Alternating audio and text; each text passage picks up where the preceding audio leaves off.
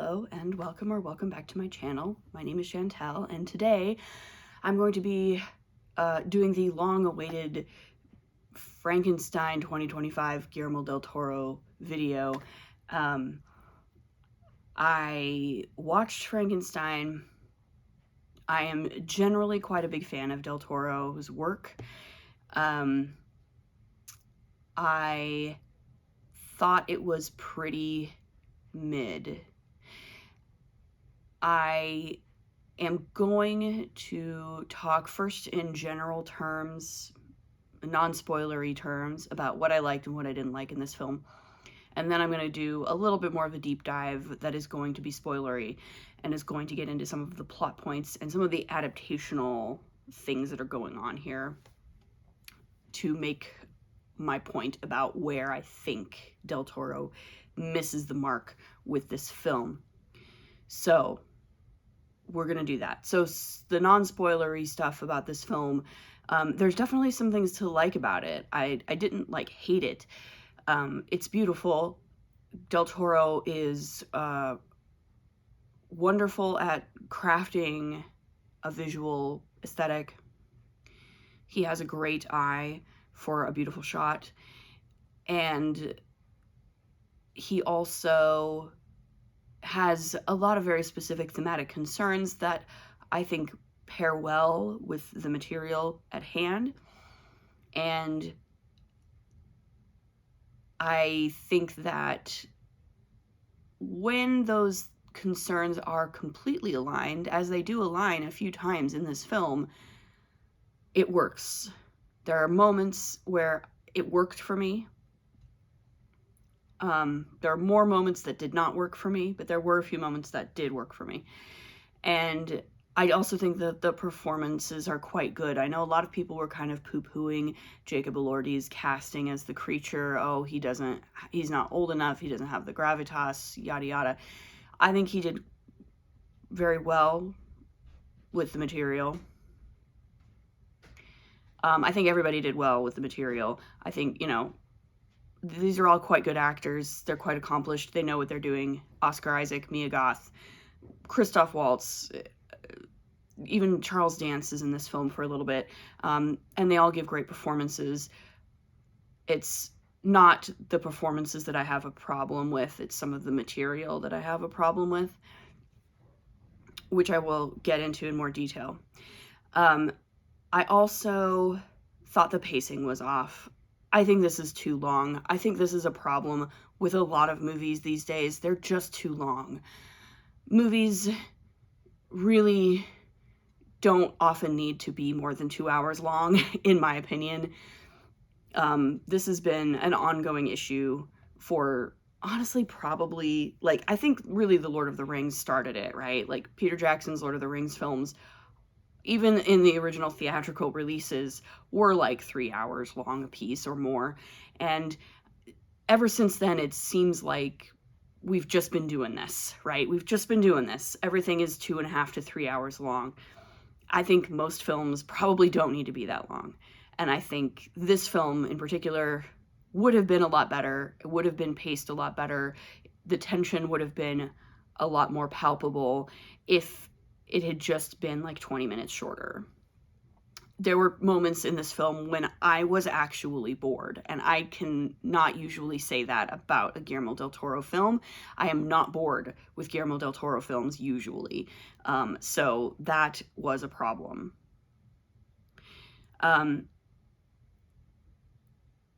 So now I am going to talk a little bit more about spoilery things and specific things that happen in this film that del Toro chose, his creative choices with the characters and the storyline.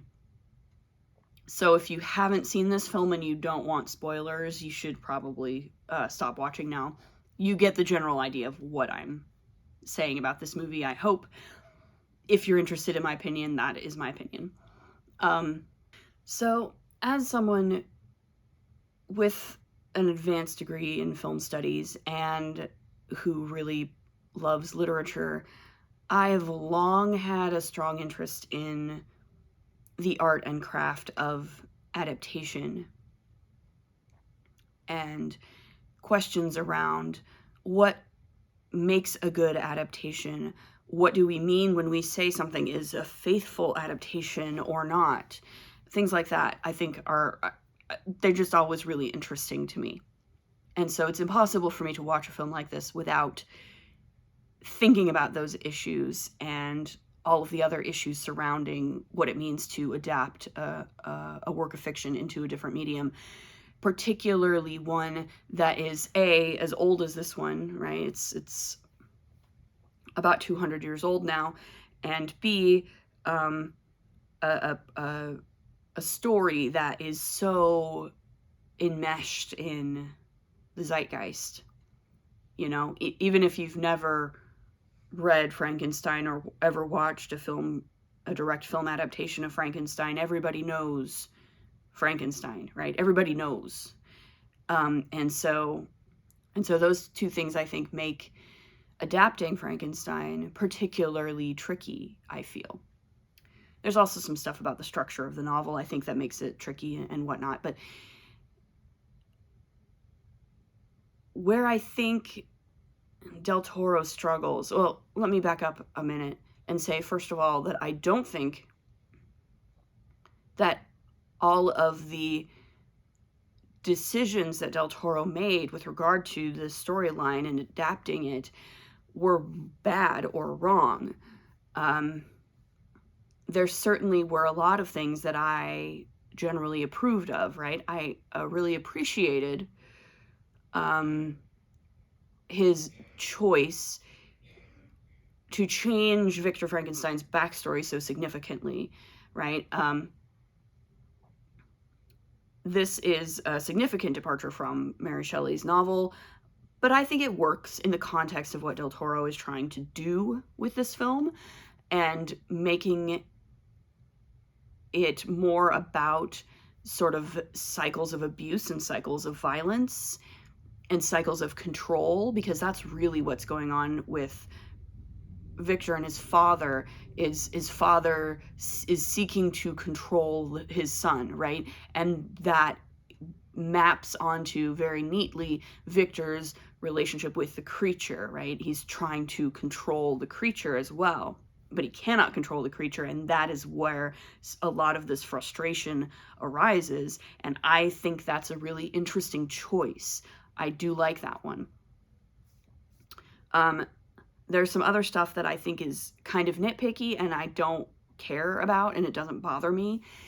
But I do think that Del Toro's adaptation falls flat in one very significant area, and that is the way in which it completely erases the creature's moral ambiguity. I think this is, at least, it's hard for me to say exactly what's going on here, but part of it may be Del Toro's concern with making sympathetic monsters. He's certainly done this many times before. This is kind of a through line in a lot of his filmography. The Shape of Water is a perfect example of this. But in doing so, he really flattens both the characters of the creature and of Victor Frankenstein. This may also be part of a broader trend, in my estimation, of the sort of streamification or Netflixification of film and television writing. The way in which things are kind of being oversimplified based on a hypothetical audience whose attention is seemingly forever divided between multiple screens, right? This idea that you're watching this at home on Netflix and you're also probably scrolling social media on your phone at the same time, or you're playing a video game, God forbid, or something else, and this is, you know, streaming movies or whatever is something that you just put on as like background noise and you're only half paying attention to it. There's a few moments in this film where the writing really falls into this trap. Some of them are more minor and some of them are more major. Like there's a moment in the middle of the movie when Suddenly, there's a nice cozy domestic scene, and then suddenly we hear wolves in the distance, right? And then a character says, oh, wolves are coming, and then the wolves attack. And it's one of those things where it's like, did they have to say that the wolves were coming, or could we just have shown it happening, right? Are we not trusting our audience to understand what's going on without someone saying that explicitly? And then, of course, there's kind of egregiously, towards the end of the film, a character quite literally says to Victor, "You are the monster, Victor." And it's one of those lines where it's like, if you're an audience member watching this film and paying attention, you shouldn't need anybody to say that in order to understand that it is true. It should be self-evident through the course of seeing this story unfold, right? Nowhere in Mary Shelley's novel does anybody tell Victor that he is the monster. But that is the impression that you should have as a reader, that Victor is as much a monster as the monster that he has created, right? No one should have to take your hand and stare directly into your eyes and say, Victor Frankenstein is the real monster here, guys. That's not, like, you shouldn't have to do that. To me, that's a mistrust of your audience, and that's a pandering to an audience that you're assuming is just not paying any attention. And I don't like that. I just don't like it. It rubs me the wrong way. Obviously, I'm talking at length about a single one-off line in this film because it rubbed me the wrong way so much. Del Toro is smarter than that. I think audiences should be smarter than that, and we should trust them to be smarter than that. But in a broader sense, right, there's a feeling that there is no room for moral ambiguity in a lot of films and television shows these days. You're either your good guys, the characters that you want your audience to sympathize with or empathize with, have to be perfect victims. They have to be totally innocent. They cannot cross a line. Otherwise, it feels like filmmakers are afraid that they will lose audience sympathy. And similarly, villains, it feels like there's no nuance there. You're not, and this really shines through, I think, in Del Toro's Frankenstein, because Del Toro is so careful to make sure that the creature never commits a cold-blooded murder. He only commits violence as an act of self-defense in this film. And in fact, he is more than once blamed for murders that he did not commit.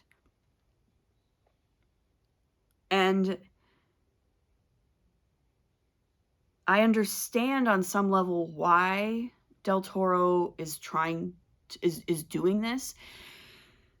But again, I think it's a matter of, like, you need to have more faith in your audience to understand that, when the creature commits a cold-blooded murder, it's not a failure of... It's as much Victor Frankenstein's failure as it is a moral failing of the creature, right? You're losing all ambiguity when you make the creature totally innocent and Victor Frankenstein is just this mean, nasty guy who doesn't like him. I saw a couple of early reviews that were saying things like this, that were saying, well, the creature is just a poor, misunderstood soul, and Victor is the real monster. And it's like, well, yeah, that's true. And going into this film, I was skeptical of some of those reviews because I thought, well, this reviewer must fundamentally misunderstand Mary Shelley's Frankenstein to be saying something like that as a criticism of this film. But actually, they're right. It's totally flattened. There is no moral nuance there, and that is very unfortunate. I am at a point in my life where I would like the moral ambiguity to be put back into my storytelling, please, and thank you.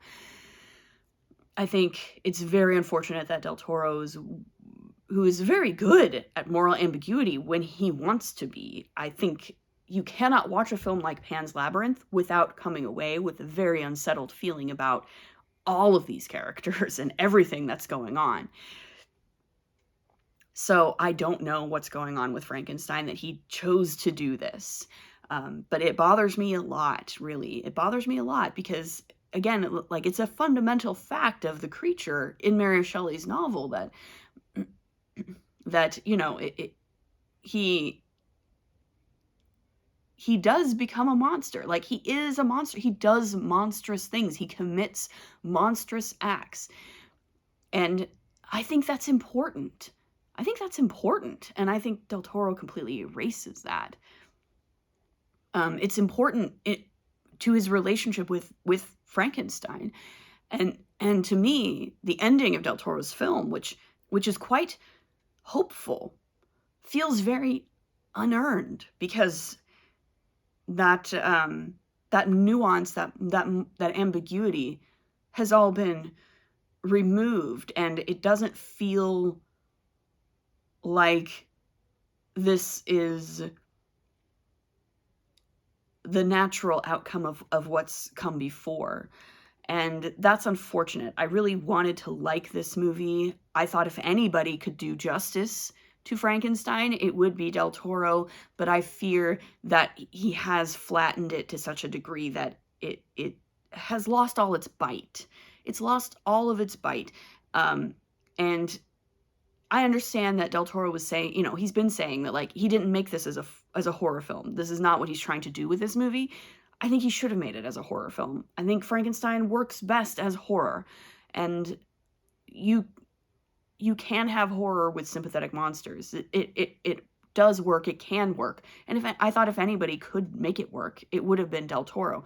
Unfortunately, what he ended up making was just a sort of grotesque family drama with some beautiful shots and some bad pacing and some good performances. But yeah, so that's what I have on Frankenstein. Unfortunately, I'm still holding out for a really good modern adaptation of Frankenstein that works and is a good movie and doesn't drop the ball completely, unfortunately. So yeah, that's what I got. If you want to argue with me in the comments below, feel free to do so. I know this film has been very divisive, and some people have really loved it, and I'm very glad for you if it works for you. I'm 100% happy that it works for you if it does. And unfortunately, it just did not work for me. But yeah, if you want to argue with me in the comments below, that's perfectly fine. Again, I understand completely what Del Toro was trying to do with this, about cycles of violence and abuse and, father-son relationships, dysfunctional father-son relationships. And that's all fine. That doesn't necessarily bother me. It's just the flattening of all the morality in this adaptation just really doesn't sit well with me, basically. But yeah, if you like this video, leave a like, comment if you want to argue with me, subscribe if you want to see more of my lukewarm takes on recent film adaptations, and yeah, we'll see you in the next one. Bye.